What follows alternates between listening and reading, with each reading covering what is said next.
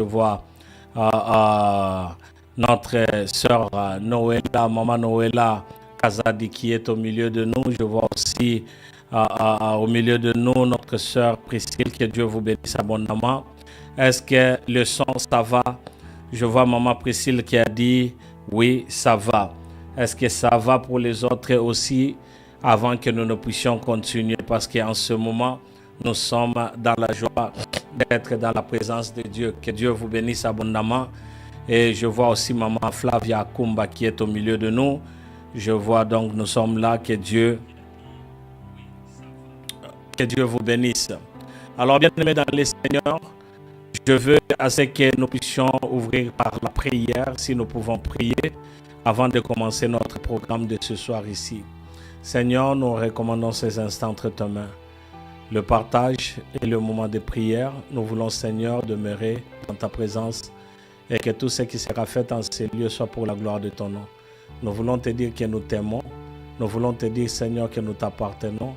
Et nous voulons aussi, Seigneur, passer du temps devant ton trône, parce que ce n'est que dans ta présence qu'il y a la joie en abondance. Ainsi, soit la bénédiction pour mon frère et aussi soit la bénédiction de ma sœur. Que nous puissions prospérer dans tout ce que nous faisons et que nous puissions réussir. Que la grâce de Dieu nous accompagne et que nos maisons, Seigneur, soient bénies à jamais. C'est dans le nom de Jésus que nous recommandons ces instants entre tes mains, au nom de Jésus. Amen. Que Dieu vous bénisse. Alors, bien-aimés dans les Seigneurs, avant que nous puissions lire cette portion de la parole que nous allons donc, qui va nous servir d'appât ce soir, c'est dans le livre de Genèse, le chapitre 24, et nous aurons donc à lire le verset 10e jusqu'au verset 14e. Donc nous sommes dans le livre de Genèse, le chapitre 24, le verset 10, et nous allons descendre jusqu'au verset 14e.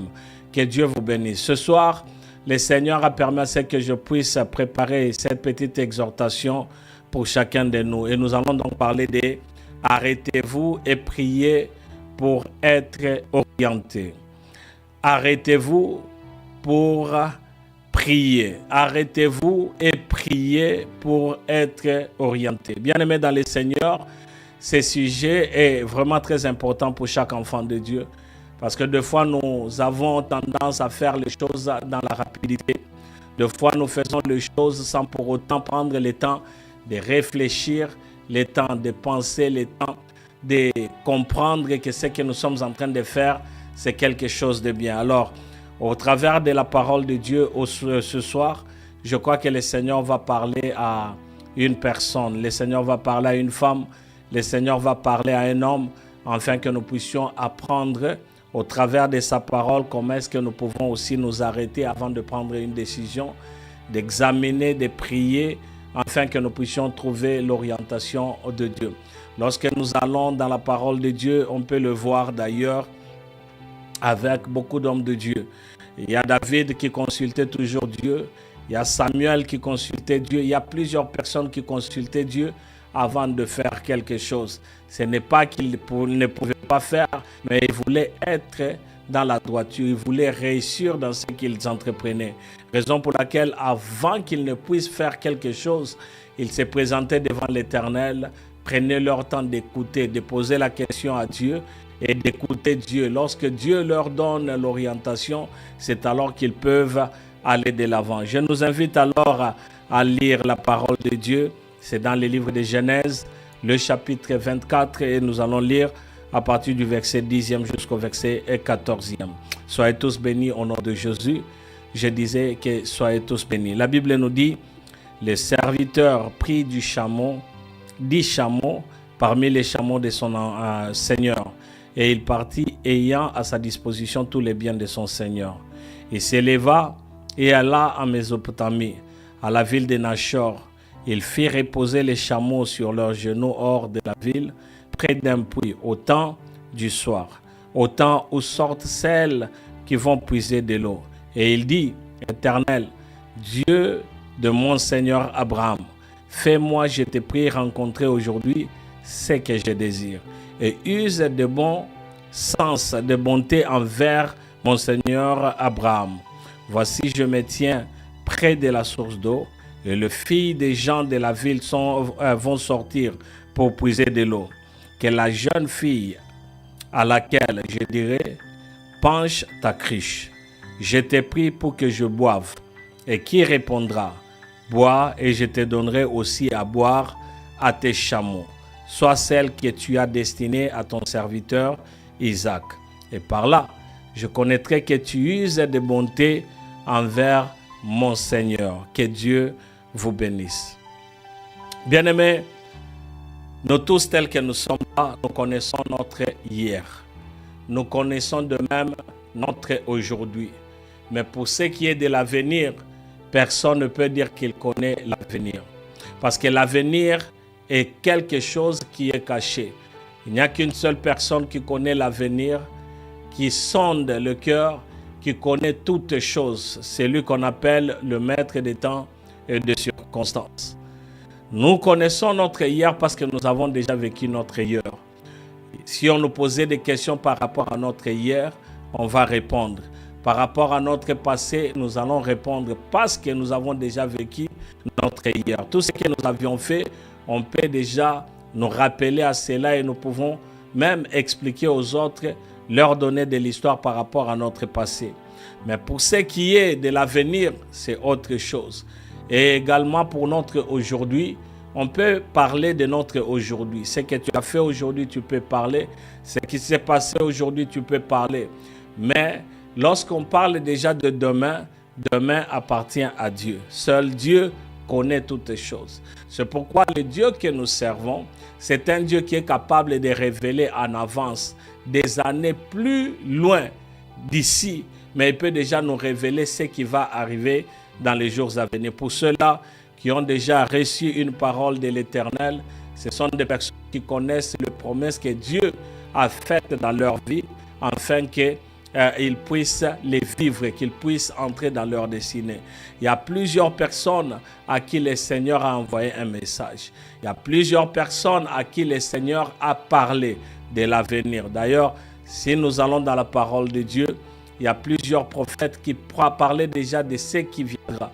Et au moment où nous sommes en train de vivre, nous connaissons nous tous que Dieu nous a promis qu'un jour la terre passera, le ciel passera et que ce n'est que sa parole qui ne passera jamais. Nous connaissons que Jésus-Christ revient pour nous prendre. Il revient très bientôt d'ailleurs pour nous prendre. Et lorsqu'il nous prendra, nous allons monter dans les airs où nous vivrons avec lui au moins 7 années. Et après cela, nous redescendrons ici sur la terre où nous ferons 1000 années avec Christ. Et après cela, ce serait la période de l'éternité. Ça, nous connaissons. Pourquoi? Parce qu'il y a un Dieu qui a déjà révélé. Vous pouvez vous rappeler dans les livres d'Apocalypse, alors que Dieu a appelé Jean, l'apôtre Jean, il a appelé depuis l'île de Patmos, lui a parlé de ce qui devait arriver. C'est pourquoi, bien-aimés, lorsque nous sommes en train de parler de l'avenir, lorsque nous sommes en train de parler de ce qui va arriver, il n'y a qu'une seule personne qui connaît, c'est notre Dieu. Et celui qui s'attache, celui qui s'accroche à Dieu, celui-là ne sera jamais dans la déception parce qu'il aura au moins quelque chose sur laquelle il va s'appuyer. C'est la parole de Dieu. Donc, notre hier, nous connaissons. Notre aujourd'hui, nous connaissons. Mais notre lendemain, on ne peut pas connaître parce que personne ne peut entrer dans le demain si ce n'est celui qui connaît le demain. Personne ne peut parcourir le futur si ce n'est celui qui contrôle toutes choses. On peut aussi faire mieux, bien-aimé. On peut faire mieux. Nous confier à celui qui nous a créés, à celui qui connaît toutes choses. Vous savez, le problématique, c'est que nous voulons tout faire de nous-mêmes. Nous ne consultons pas celui qui connaît. Nous ne consultons pas celui qui a déjà vu notre avenir. Pour commencer une affaire, nous devons tout simplement nous approcher devant l'Éternel. Ça, c'est faire mieux. Déjà parce que nous venons à lui. Lui, il est capable de nous orienter afin que nous puissions voir ou entrer dans notre destinée. Mais si nous faisons les choses par rapport à nous-mêmes, à notre connaissance, par rapport à ce que nous voulons, ou à notre connaissance par rapport à ce que nous croyons que c'est bien, et des fois, et la plupart du temps d'ailleurs, nous commettons des erreurs. Et c'est pourquoi, bien-aimé, au travers de ce message que j'apporte aujourd'hui, c'est pour tout simplement t'encourager de ne plus prendre tes décisions par toi-même, mais de te recommander entre les mains de Dieu afin que le Seigneur t'assiste. Je crois qu'au travers de ce message que nous allons parler aujourd'hui, vous allez comprendre comment le Seigneur peut donc donner la victoire, la réussite à une personne qui se confie en lui. Dieu peut donner la victoire à une personne et Dieu va donner aussi la victoire à une personne qui vient et se recommande entre les mains du Seigneur. C'est ma prière pour toi, c'est ma prière pour ta famille et pour tout un chacun de nous. C'est pourquoi, bien-aimé, je suis venu aujourd'hui te dire qu'il faudrait à un certain moment t'arrêter avant de faire quelque chose, de prier afin que tu aies l'orientation.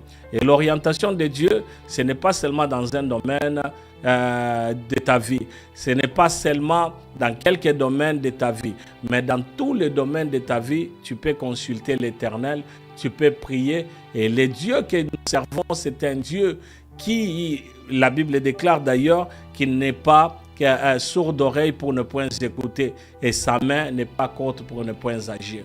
Alors tel que tu es là, je suis venu ce soir afin de bénir ta vie au travers de la parole de Dieu. Que notre Dieu vous bénisse abondamment. Merci à vous qui partagez et merci à vous qui êtes entrés donc de liker aussi la vidéo. Que Dieu vous bénisse. Dans le livre d'Ésaïe, au chapitre 46, le verset 9 et le verset 10e nous dit « Souvenez-vous de tout premier événement. En effet, c'est moi qui suis Dieu et il n'y en a pas d'autre. » Dieu est en train de confirmer que même ceux-là qui s'appellent Dieu, même ceux-là qu'on réfère que ce sont des dieux, des idoles, ce ne sont pas des dieux. Parce qu'en réalité, il n'y a qu'un seul Dieu. Et la Bible dit, je suis Dieu et personne n'est comparable à moi. Le verset 10e, la Bible dit, je révèle dès le début ce qui doit arriver. Écoutez très bien, mon frère. Écoute très bien, ma soeur. Parce que ça, ce sont les déclarations, non pas d'une personne, mais ce sont des déclarations de notre Dieu.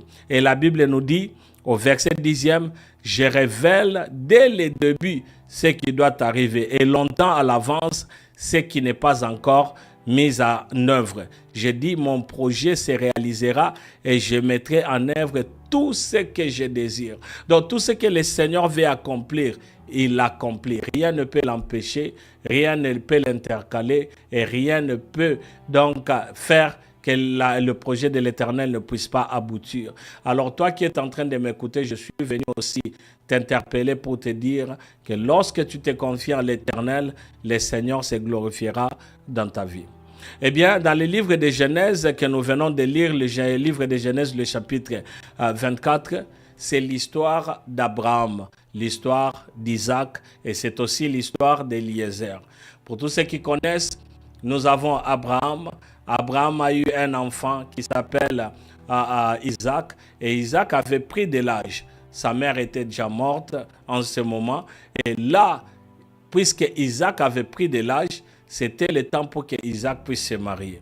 Mais il y avait un problème. Le problème qu'ils avaient, c'est qu'ils étaient dans un pays étranger, certes le pays que le Seigneur avait promis, mais Abraham était révélé parce qu'il savait que les personnes autour d'eux, ce sont des personnes que Dieu n'agrée pas. Ce sont des personnes qui marchent contrairement à la parole de Dieu. Ce sont des personnes que Dieu ne veut pas donc autour d'Abraham. Alors, qu'est-ce qui s'est fait que Abraham, avant de mourir, il a vu aussi qu'il grandissait, il voulait que son fils puisse se marier. Alors, qu'est-ce qu'il s'est fait? Il a appelé son serviteur et la Bible déclare que c'est son ancien serviteur. Les commentateurs de la Bible sont en train de dire que son ancien serviteur s'appelait donc Eliezer. Alors, il a appelé Eliezer et il lui a fait jurer. Et pour dire que toi, tel que toi, tu es là, mon fils ne peut pas se marier à Canaan. Mon fils ne peut pas prendre une femme ici à Canaan. Alors ce que je voudrais, c'est que tu puisses faire, que tu puisses rentrer dans ma famille, que tu puisses aller dans la ville de Nachor et de là, tu vas trouver une femme pour mon fils et tu vas le ramener. Son serviteur qui a regardé, il a dit, je peux y aller. Et lorsque je serai là-bas, et si cette fille-là ne voulait pas venir, puisque tu me fais jurer, Abraham a dit, alors là, c'est ce que je suis en train de te demander de faire, de jurer, ce ne serait plus sur toi. Mais ce que je veux, c'est que tu puisses aller chercher une femme pour Isaac. Bien-aimé dans le Seigneur, Abraham a parlé. Eliezer, qui connaissait son maître, il a pris 10 chameaux, la Bible déclare, il a pris 10 chameaux et il a pris des serviteurs et beaucoup de biens. Ils sont allés pour la ville de Nachor dans la Mésopotamie. Une fois qu'ils sont arrivés, à Nachor, Eliezer ne savait pas qu'est-ce qu'il pouvait faire, ne savait pas comment procéder, ne savait pas qu'est-ce qu'il pouvait bien faire. Lorsque Eliezer est arrivé à la destination, bien aimé, il a fait 2 choses très importantes que je voudrais que nous puissions retenir. Nalingo retenir yango parce que lorsque tu vas commencer à utiliser cela dans ta vie, cela te sera beaucoup plus bénéfique. Et crois-moi, Eliezer connaissait le Dieu de son maître. Et toi, tu connais le Dieu que tu es en train de servir. À combien plus forte raison te rapprocher auprès de ces dieux afin que ces dieux puissent bénir ta vie. Eliezer est arrivé dans la Mésopotamie, il est arrivé dans la ville de Nachor, il a fait 2 choses. Bien-aimés, ce sont des choses que toi et moi devrions faire avant de nous lancer dans une histoire quelconque, dans une affaire quelconque, avant que nous ne puissions nous lancer dans des business, avant que nous ne puissions nous lancer dans le mariage, dans le travail, voyage, importantes décisions. Tout ce que nous voulons faire, avant de le faire, nous devrions faire ces 2 choses. Et voilà donc, les 2 choses sont, lorsque Eliezer est arrivé dans la ville de Nachor, il savait qu'il est venu chercher une femme pour Isaac. Mais il ne savait pas quelle femme, parce qu'il y avait beaucoup de femmes, il y avait beaucoup de jeunes filles.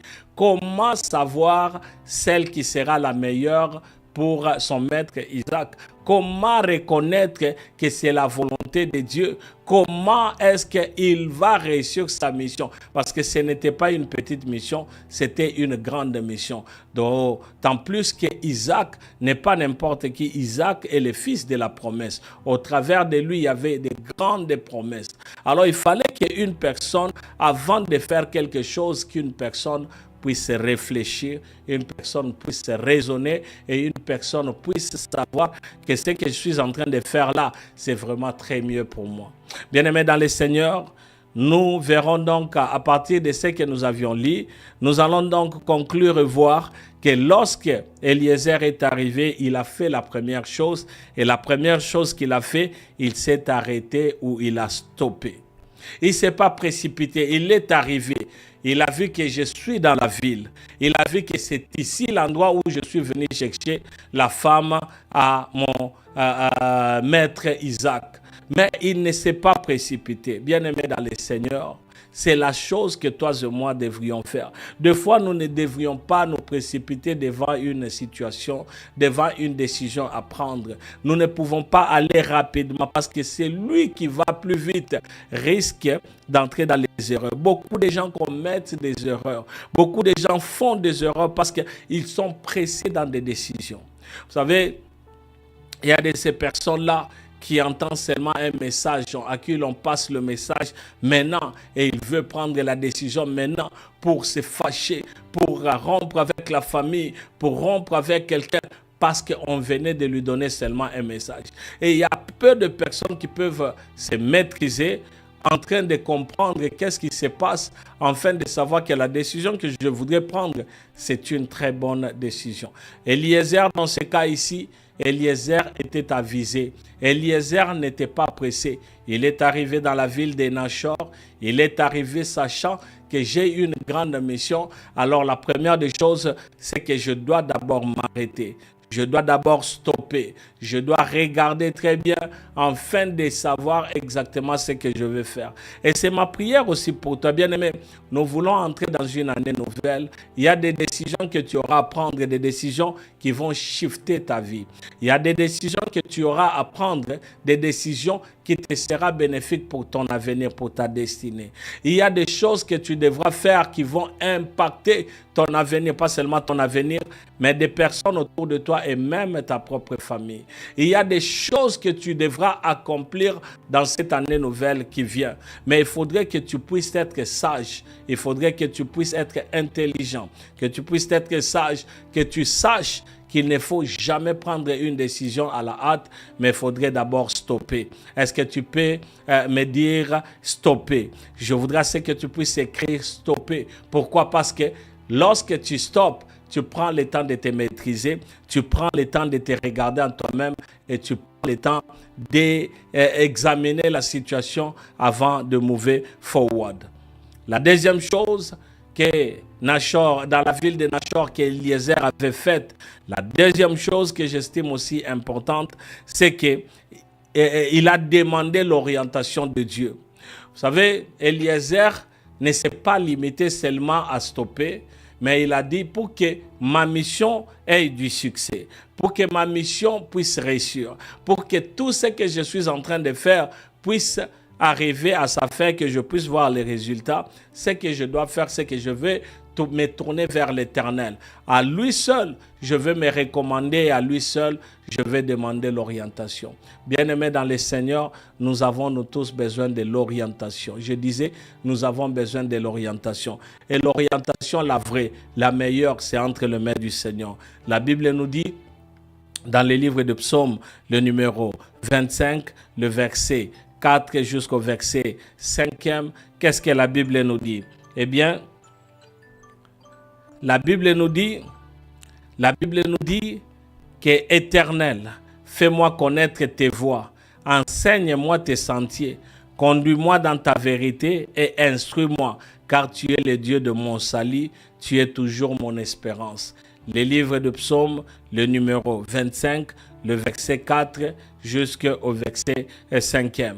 Tel que tu es là, demande l'orientation de Dieu, parce qu'à partir et au travers de l'orientation de Dieu, bien-aimé, je peux donc te garantir que la réussite est certaine.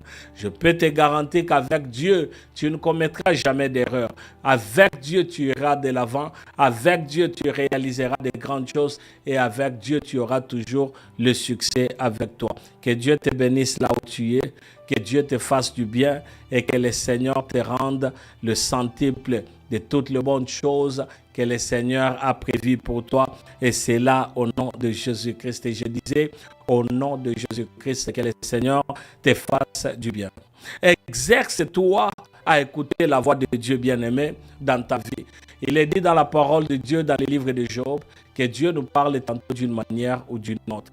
Bien-aimé, c'est pourquoi il est toujours important, avant d'aller au lit, avant de dormir, n'amène pas la sueur dans tes pensées, n'amène pas la sueur dans ta vie, mais au contraire, ce que tu devras faire, c'est que tu devras te sanctifier, te purifier, parce que notre Dieu, c'est un Dieu qui est saint. Et lorsqu'il s'approche de toi pour te donner un message, il faudrait qu'il puisse te trouver que tu es prête.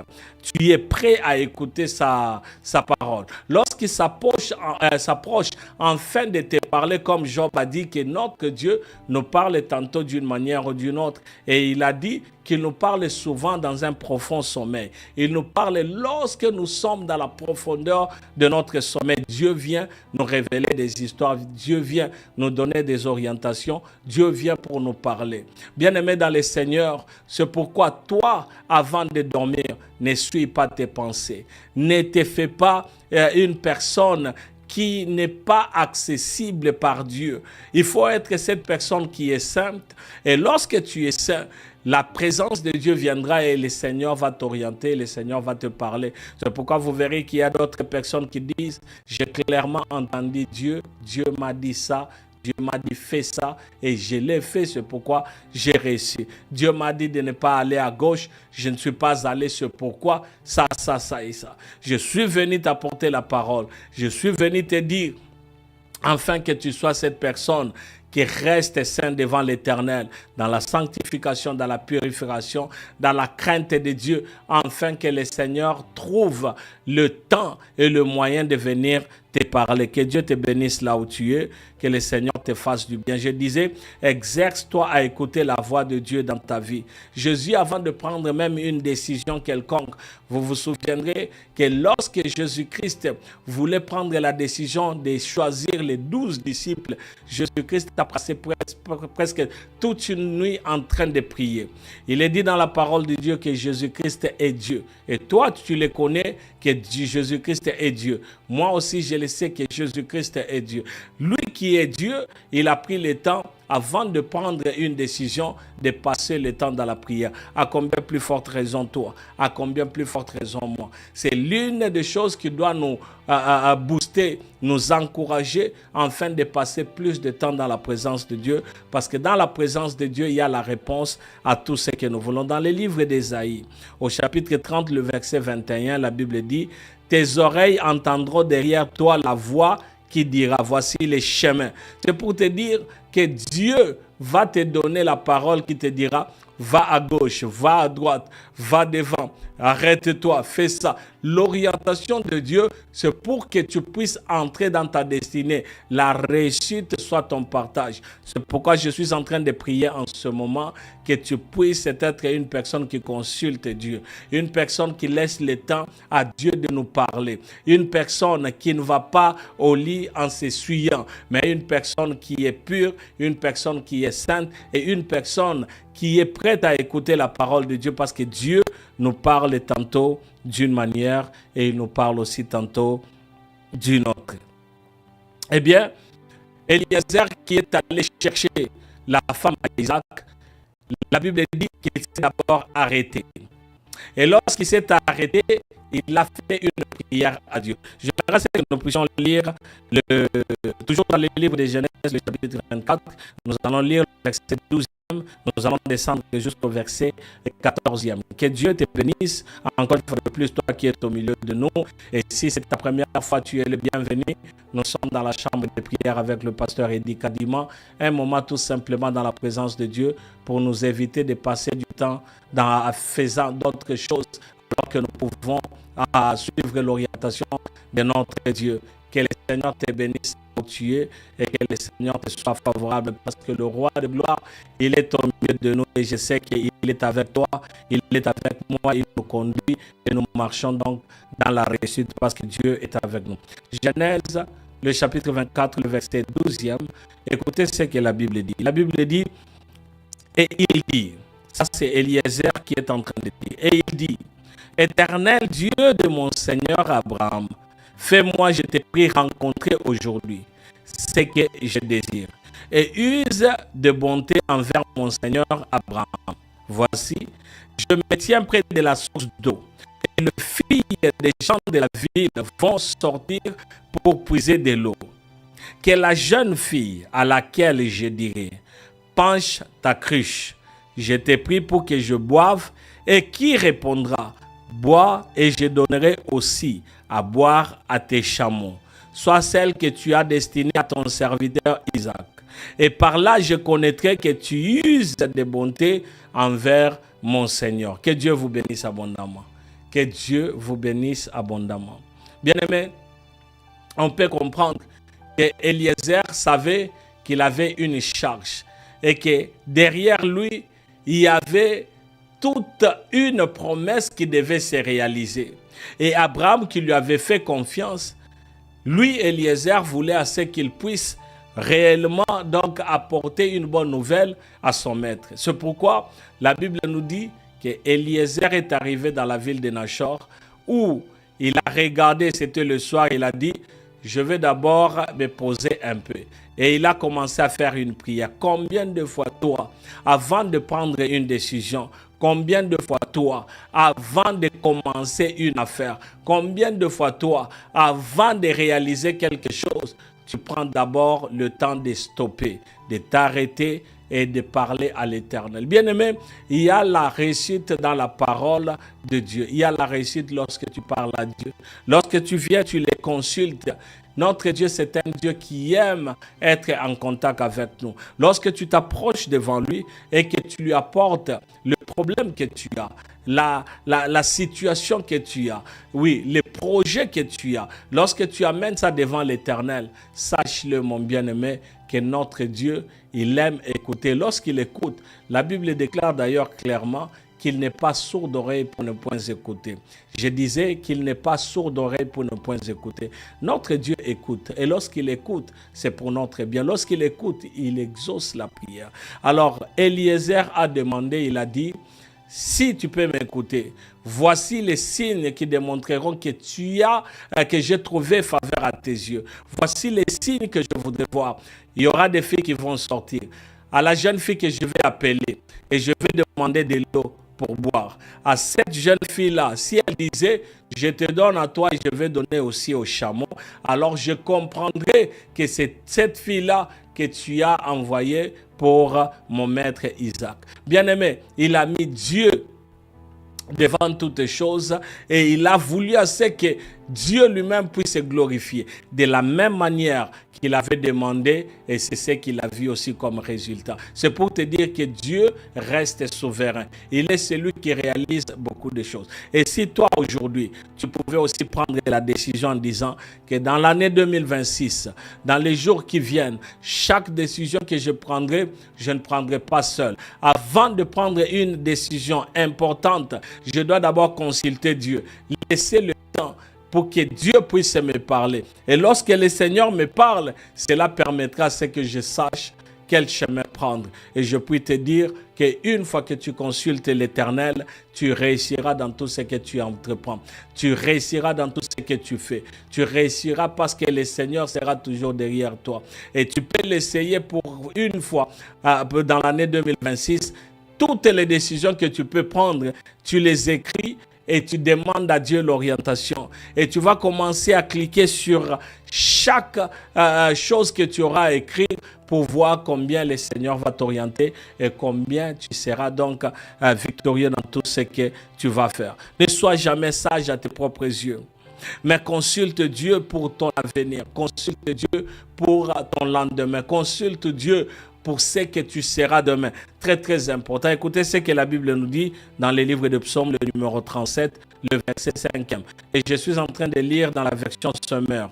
La Bible nous dit, c'est à l'Éternel qu'il te faut remettre ta vie tout entière. Aie confiance en lui et il agira. Dans la version Louis II, la Bible nous dit ceci, recommande ton sort à l'Éternel, mets en lui ta confiance et il agira. Mais dans cette version ici, c'est encore plus simplifié. La Bible dit, c'est à l'Éternel qu'il te faut remettre ta vie tout entière. C'est-à-dire, c'est à l'Éternel que tu dois remettre toute ta vie dans son entièreté. Lorsque tu te remets, alors aie confiance en lui et le Seigneur agira. Je suis venu te dire que le Seigneur est prêt d'agir dans ta vie, dans ta famille, dans ta maison, dans ton foyer, et le Seigneur se glorifiera tous les jours afin que tu puisses réussir dans tout ce que tu fais. Que Dieu te bénisse. Je disais que Dieu te bénisse abondamment et que le Seigneur te fasse grâce. Ne te fatigue jamais de recommander ta vie entre les mains du Seigneur.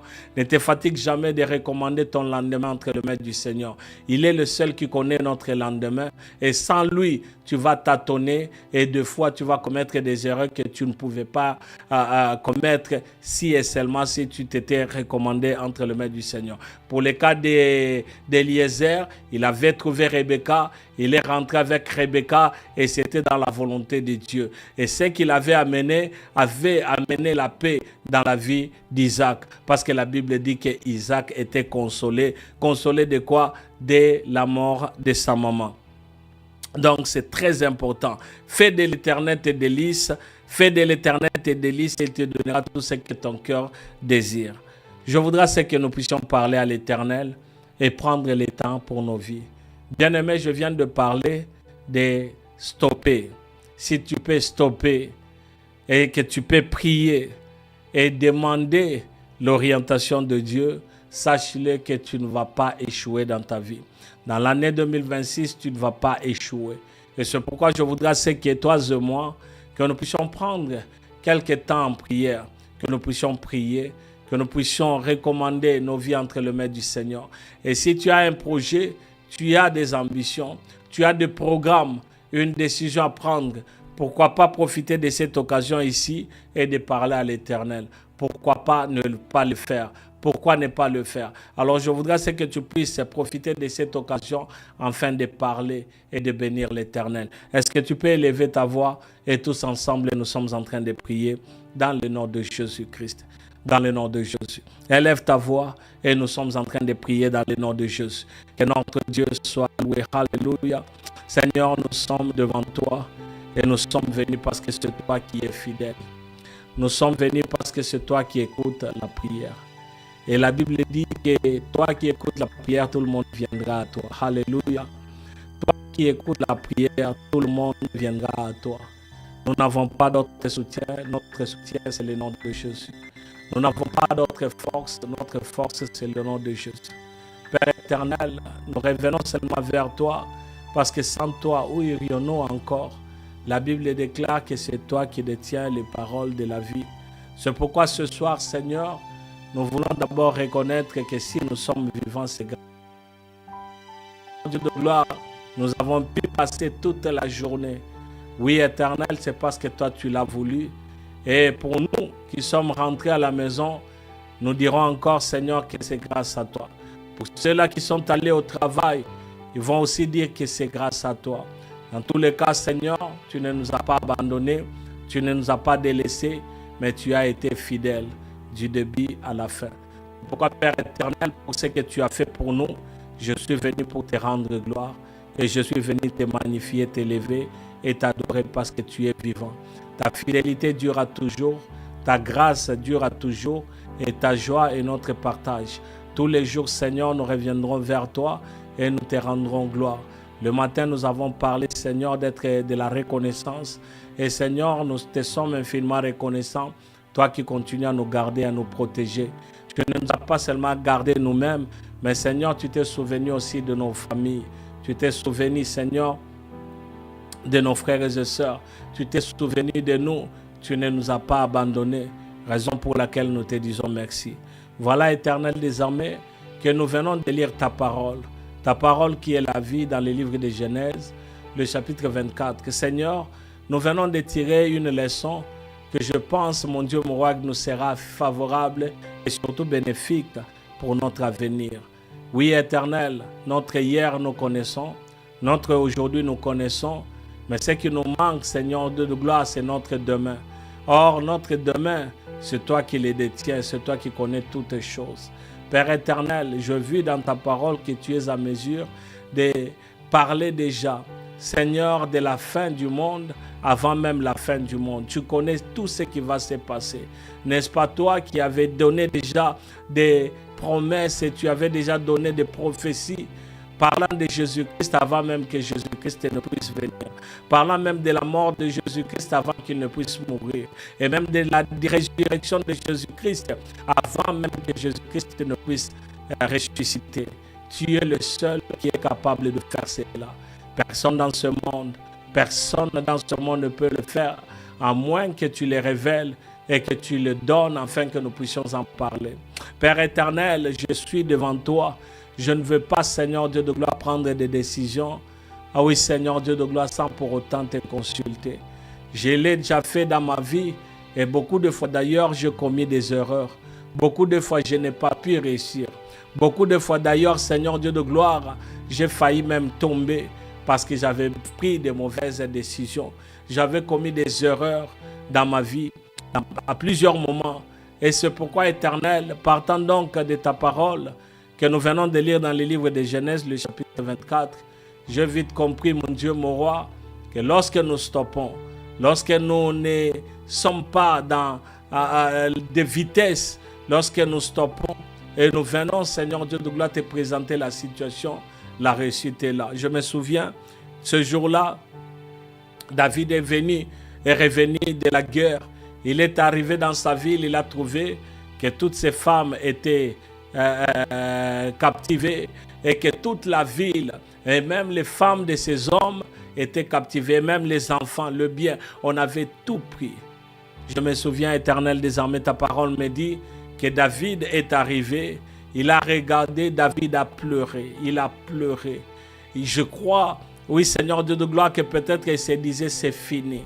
Je crois peut-être qu'il se disait qu'est-ce que je peux encore faire pour récupérer ce qui m'appartient. Pas seulement moi, mais c'est toute une ville. Mais voilà, Éternel des armées, après avoir pleuré, après avoir pris beaucoup de temps, Seigneur, je vois encore dans ta parole me dit que David est venu devant ta face et David a pleuré, il a demandé, Seigneur, est-ce que je dois les poursuivre? Je dois poursuivre mes ennemis. N'est-ce pas toi qui avais donné la réponse à David? Tu as dit, oui, poursuis tes ennemis. Au-delà de cela, il a dit, est-ce que je vais les rattraper? Tu as encore confirmé, tu vas le rattraper. Il ne s'est pas limité par là. David a encore demandé, est-ce que je vais récupérer tout ce qui m'appartient? J'aime beaucoup de la manière tu as dit, tu vas récupérer tout ce qui t'appartient. Père éternel, je puis déjà m'imaginer lorsqu'ils avaient pris le butin, lorsqu'ils avaient pris la richesse, lorsqu'ils avaient pris des choses, il y a des choses qu'ils avaient déjà dépensées en cours de route.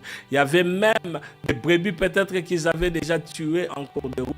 Parce que Seigneur, c'était difficile de retrouver le tout. Mais voici la parole que tu avais donnée à David. Tu as dit, va. Tu vas les rattraper et tu vas récupérer tout ce qui est à toi. Je suis venu, Seigneur Dieu de gloire, parce que je sais une chose, que tu es celui qui connaît toutes les choses. Ce que tu as fait avec David, tu l'as fait avec Daniel, tu as fait avec Jérémie, tu as fait avec le prophète, tu as fait avec tes enfants et tous ceux-là qui craignent ta parole, tu as continué à faire. Et aujourd'hui, Père éternel, je viens aussi te voir. N'est-ce pas toi, le Dieu de ma vie, celui qui a été, qui est le même aujourd'hui, qui était le même hier et qui est le même dans les jours à venir.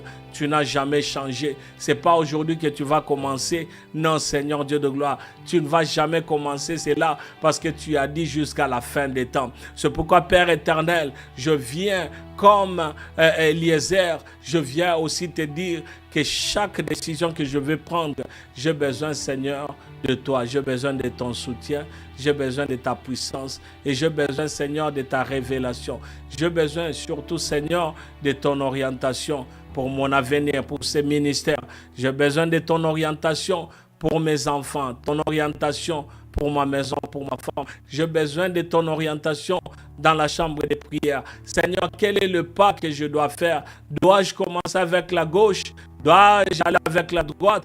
Comment est-ce que je peux marcher? Et qu'est-ce que tu veux à ce que je puisse faire afin de marcher conformément à ta parole et de réaliser ce à quoi je suis appelé pour, Seigneur Dieu de gloire, réaliser. C'est pourquoi, dans le nom de Jésus, je viens, Seigneur, j'étale mes pensées, j'étale mes projets, j'étale mes ambitions, j'étale tout ce qui est à moi au devant de toi. Père, ne me laisse pas prendre une décision qui aura donc de l'impact dans ma vie, dans ma famille, dans ton ministère, dans ton église, Père éternel. Ne permets pas que je puisse prendre une décision à la hâte, mais mon Dieu, mon roi, que j'aie un cœur apaisé, un cœur apaisé et calme, un cœur qui regardera seulement vers toi, car je l'ai vu, éternel, avec Eliezer. N'est-ce pas, Eliezer a d'abord stoppé et il a fait une prière auquel, Seigneur, oui, à la minute près, oui, à la seconde près, tu as accompli tout ce qu'il avait demandé. Seigneur, quelle exactitude! Quelle exactitude! Je l'ai vu seulement avec toi et tu es capable de le faire, Seigneur Dieu de gloire, sans tâtonnement. C'est pourquoi, Père éternel, je te prie dans le nom de Jésus que je ne puisse rien faire sans te consulter. Mais au contraire, Père, que je puisse te consulter à chaque instant, à chaque moment. Car mon Dieu, mon roi, moi je ne vois qu'ici, avec mes yeux que tu m'as donnés, je ne sais voir au-delà. Au-delà de ma maison, je ne peux voir. Au-delà de la chambre de prière, je ne peux voir. Mais toi, éternel, il est dit dans ta parole que tu es celui qui sonde le cœur et le rein. Tu connais toutes choses. Tu traverses, tu transperces. Tu vas au-delà de ce que nous pouvons comprendre, éternel des armées. C'est pourquoi, Père éternel, où est-ce que j'irai? C'est tout ce que je cherche, c'est entre tes mains. Raison pour laquelle je reviens seulement entre tes mains.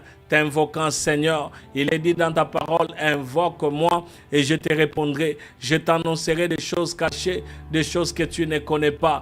Je t'annoncerai des choses cachées, des choses que tu n'as jamais vues.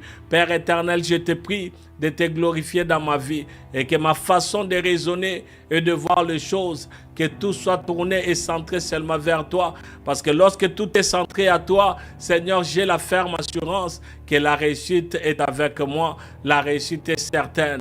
N'est-ce pas que ta parole dit que tout celui qui croit en toi, il ne sera jamais dans la confusion. Père, je prie mon intelligence, ma sagesse entre tes mains. Seigneur, chaque décision que je vais prendre, je te prie, Seigneur Dieu de gloire, de me chuchoter à l'oreille, de me parler, Seigneur, et que tu puisses me visiter pendant la nuit, afin que je puisse écouter, oui, Seigneur Dieu de gloire, clairement ton message et que je sache comment marcher. Père éternel, sans ton aide, je vais tâtonner et je vais échouer. Or, lorsque j'échoue, il y a des personnes autour de moi qui peuvent aussi échouer. Seigneur, n'est-ce pas toi qui avais donné la victoire à Moïse? N'est-ce pas toi qui avais donné la victoire à Josué? N'est-ce pas toi le même hier, aujourd'hui, éternellement? C'est pourquoi, Père éternel, je ne regarde pas à mes limitations, je ne regarde pas à ce que je n'ai pas encore accompli, mais moi, je regarde mon lendemain tout en sachant, Seigneur, que je viens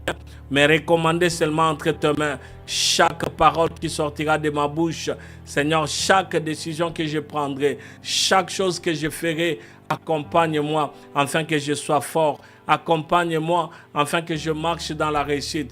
Accompagne-moi afin que mes paroles soient des paroles de puissance. N'est-ce pas toi, Seigneur, au travers de ta parole, tu m'as donné le pouvoir. Ainsi, avec le pouvoir, je voudrais, Seigneur, que je puisse parler et que la chose arrive. Car, Seigneur Dieu de gloire, tant en moi, il est dit dans ta parole que c'est l'espérance de la gloire. Je vais t'aimer, Jésus. Je vais t'aimer de tout mon cœur. Je vais me donner à toi. Je vais marcher avec toi. Je veux que dans ma maison, que ta puissance règne, que ton onction règne et que ta grâce soit au milieu de nous. Voilà, Seigneur, puisque je te le demande, je te prie, Seigneur, que les ténèbres ne puissent pas s'approcher de moi. Je suis l'enfant de Dieu. Je suis l'enfant de Dieu. J'ai la puissance de Dieu. Et en vertu de l'autorité que toi tu m'as conférée, Père, je m'en vais détruire toutes les puissances maléfiques.